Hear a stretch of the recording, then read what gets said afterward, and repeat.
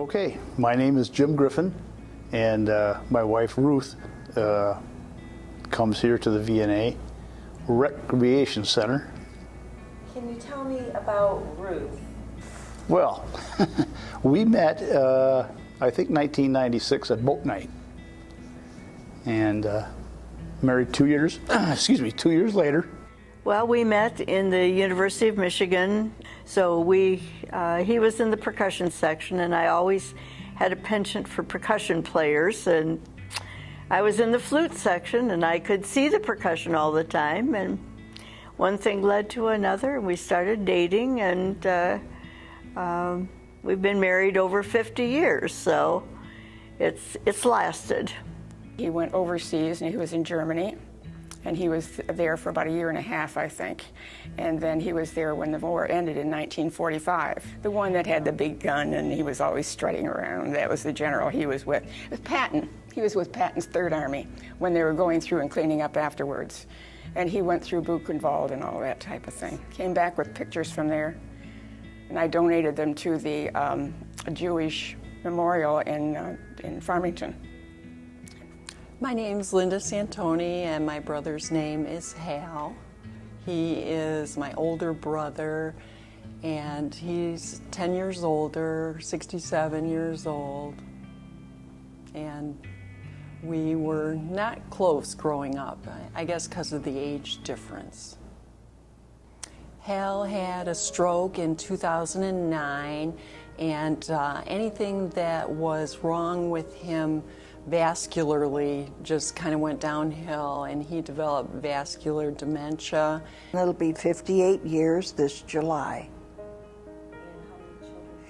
We have 3 children and we have 6 grandchildren.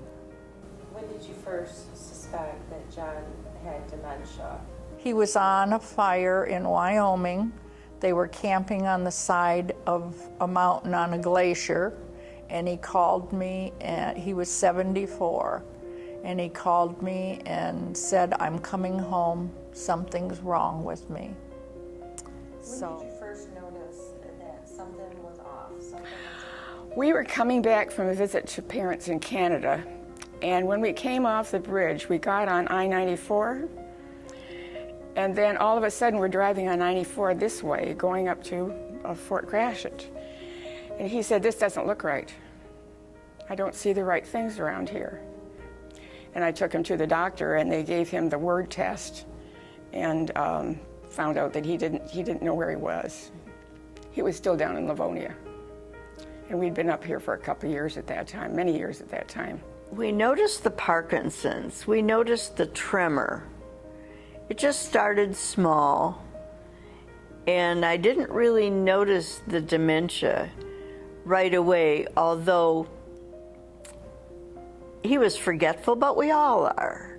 Ted went in for back surgery. He had his lumbar and S1 fused. When he went in for surgery, he came out delirious, and he didn't know who I was.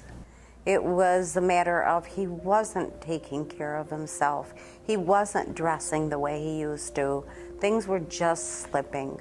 So he was diagnosed at that time with the Alzheimer's, early stage, but still the Alzheimer's, and he was placed on medication.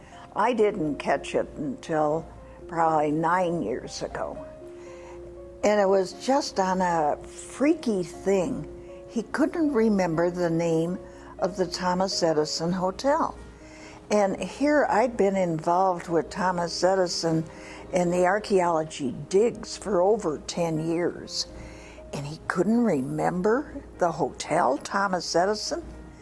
And that was what really woke me up. That it wasn't just forgetting little things. I mean, that had been a big part in our life. Fred had always said if he ever got Alzheimer's, he would commit suicide, because he wouldn't want the family to go through all of it. And so we decided we'll never use the word Alzheimer's. It was just such a gradual process that I think I didn't quite recognize it at the time. There were things that Sidney never ever forgot. He He remembers talking to my uncle, and my uncle died on June 22nd, 1944. Sidney was 6 years old at the time. He remembered conversations. He remembered people. He remembered cars. He could tell us the name of cars as they were coming down the street. This all just started to slip, and it wasn't anything that happened one day. I didn't say one day, wow, he doesn't remember that anymore. Making poor decisions, forgetting a lot of things, but then it's strange because he remembers things that I'm surprised he remembers. And he'll say, now don't forget to turn here or don't forget to turn there. How does he know that? How does he remember things like that? So the mind does really funny things.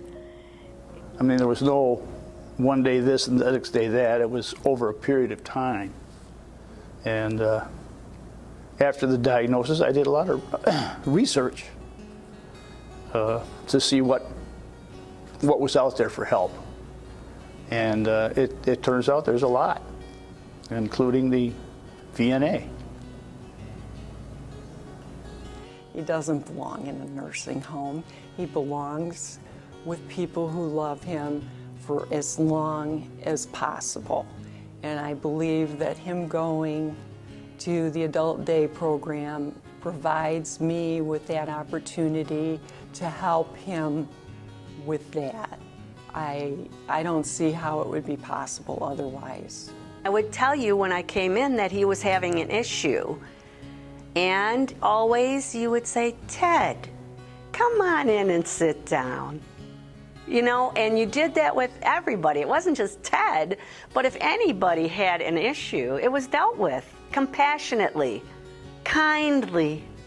That makes the big difference. I could talk about the adult day program all day. One of the things I think, and it's not just the activities, every client is treated individually. Every person that comes here isn't just a number. That is not client number 37. That is Sidney. And I just sow blessings to you. You do such a wonderful job. Once he was there, his face lit up. And, you know, he loved the music.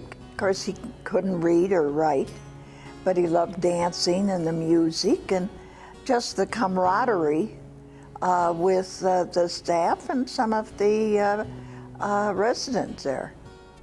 So it was a wonderful experience for him. I just think your program is wonderful.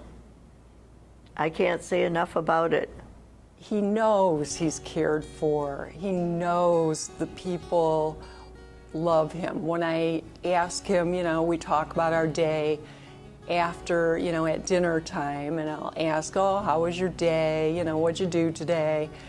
He can't really remember or give me any definite details of what he did, but he's, oh, we didn't do much, but they're real nice there, and he always pats his heart.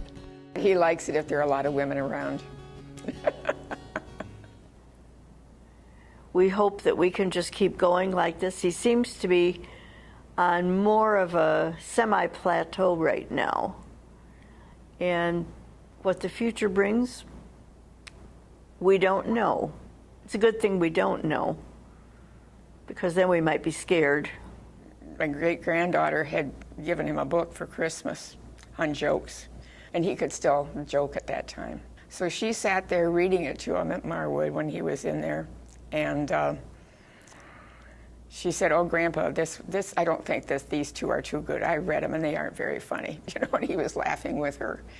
And this was, you know, this would have been a New Year's time.